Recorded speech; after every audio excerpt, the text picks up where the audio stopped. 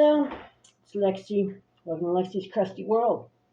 This episode is going to be one of my deep thoughts with Lexi.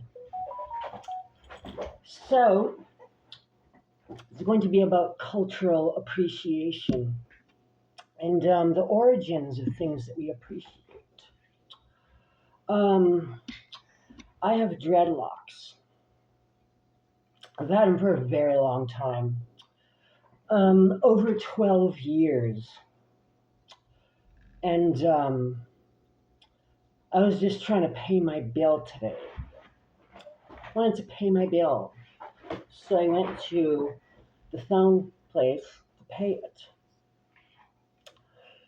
And there was, a person there that admitted they had never had dreadlocks in their life. And they did not have dreadlocks. But they saw me. So they had they felt the need to start lecturing me and babbling on and on and on about dreadlocks. And I let him just babble on and on. And kind of reminded me of the Dunning-Kruger effect, where, people that know a lot or are considered to be highly intelligent or knowledgeable about subjects, they don't think that they're so smart. They realize there's so much information in the world that we can know. And people that are pretty not as knowledgeable on a subject think that they're so good at it or know a lot about it. And in my experience, I have found that a lot of people that oftentimes talk about certain things and they know a lot, or they're very cultured, are oftentimes pretty unknowledgeable and on those cultures of the origins. So I'm going to read, and I texted one of my friends that's pretty knowledgeable about a lot of this stuff to sum up the story and the information. It's pretty good.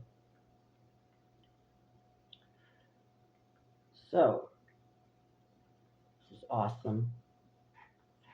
My friend is half white, half Native American. He knows he's very knowledgeable on European history. He's way more than I am. He's pretty well knowledgeable on Native American history and culture. And he's married to somebody that's black and mostly, almost 100% African from, mostly Central Africa, Congo area. So he's very well cultured and well-rounded. And so I texted him after I had this run-in with this ignorant person babbling away when I just want to pay my phone bill. So,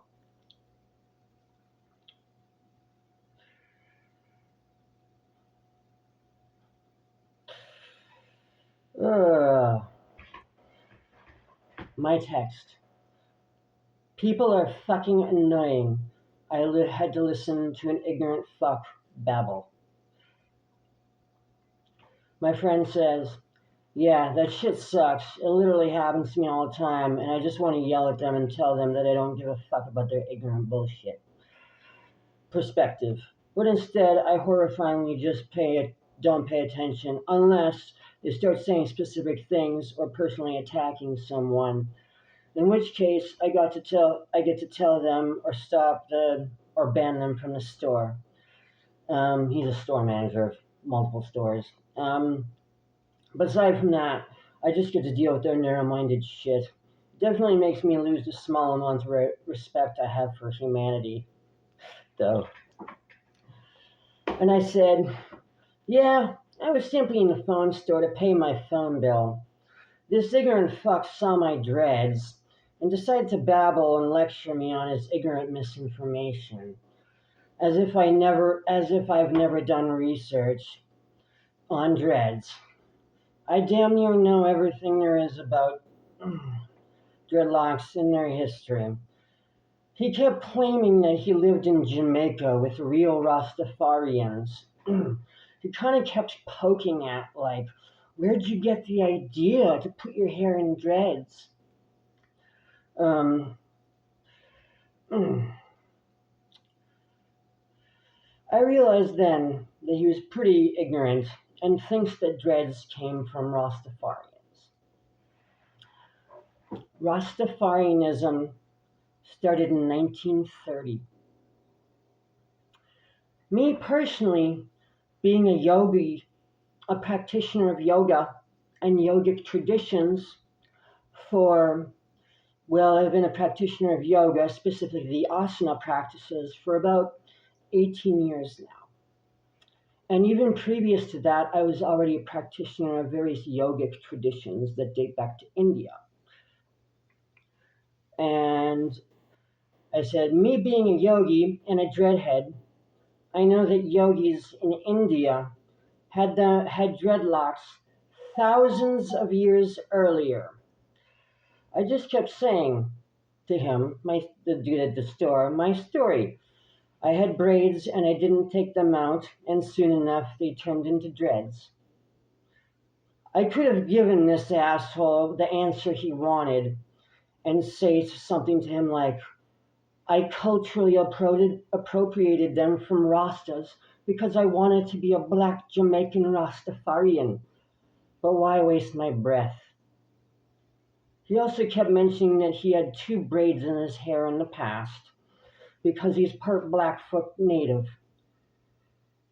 And I'm thinking, oh my fucking God, is this another fuck that thinks that only Native Americans can have braids? Even though white Europeans have been putting their hair in braids for thousands of years. He never said cultural appropriation, but I know that's where he was going. Once again, proving my point that people that say or believe in that usually lack real knowledge and history of cultures. You want attention, buddy? Come on. Come on. My friend said, facts. I once had a guy tell me that my mohawk was racist.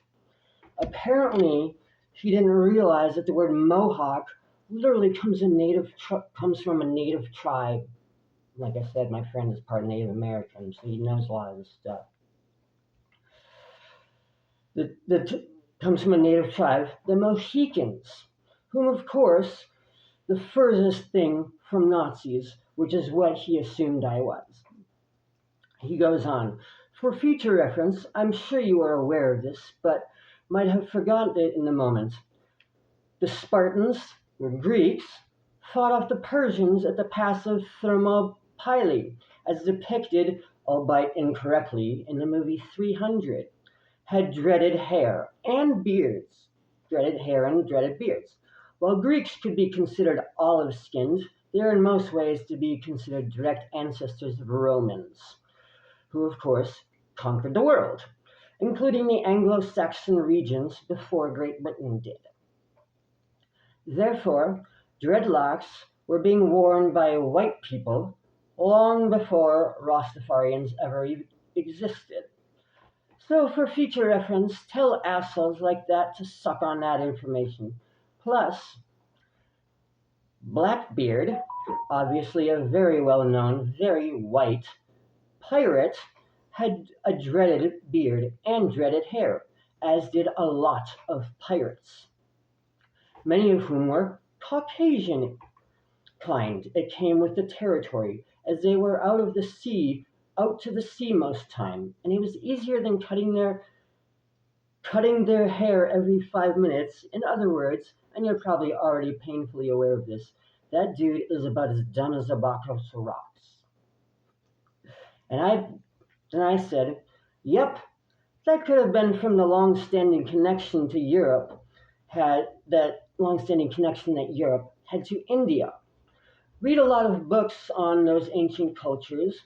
and you may consistently see the term Indo-European.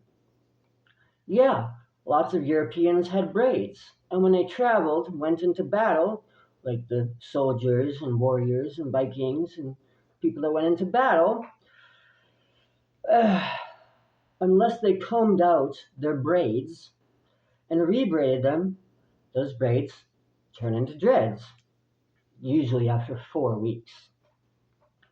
And where did the Rastafarians get their dreadlock idea from?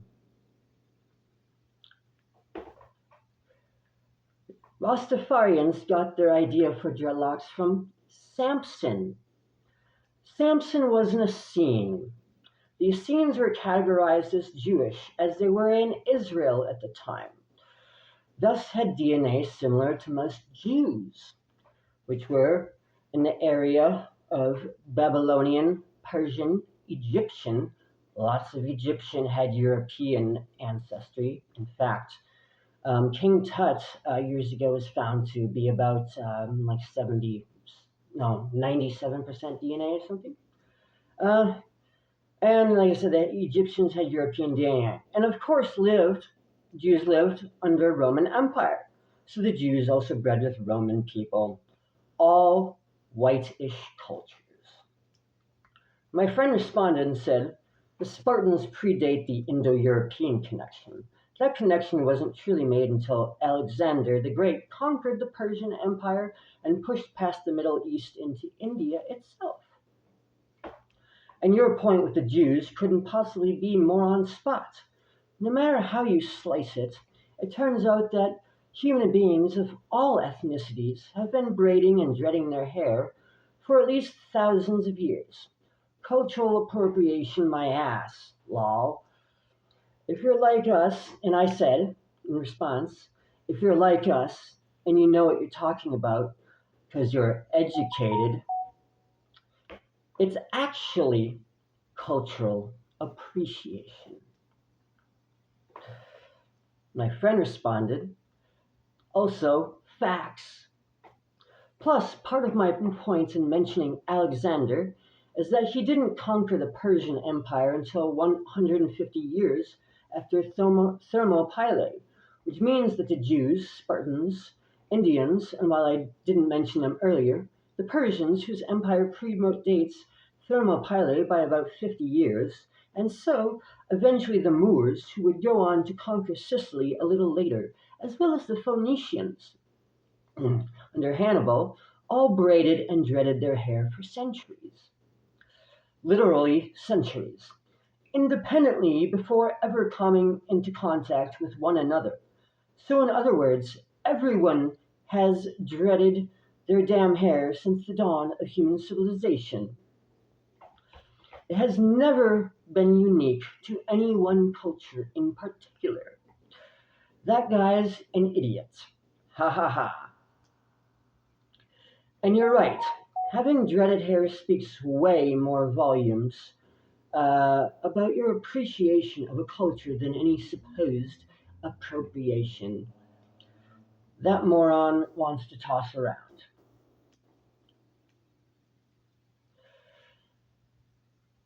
Oh, and then he kind of went on a side note and he said, you bet, don't get me started on people claiming that goth is the people for white people. Lol.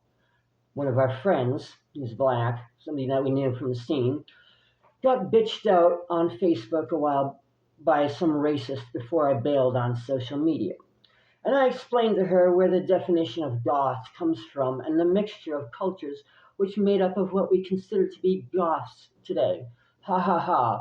Information is the enemy of fear. It also happens to be the enemy of idiots. Lol. And I said, lol, I made a comment a while back on a YouTube video myself um, about something like that. I had said that a lot of the white people in the goth and metal scenes are actually often Native American and Hispanic people with lighter skin. And that was our conversation. But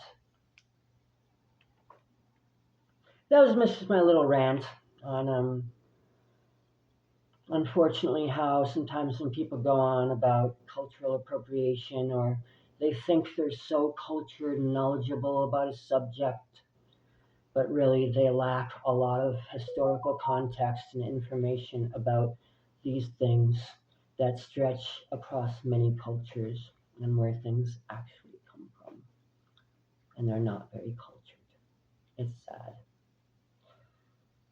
A lot of times when people get accused of cultural appropriation, they're actually committing cultural appreciation. It's Lexi, saying Lefty. This is Lexi's Crusty World. This has been Deep Thoughts with Lexi.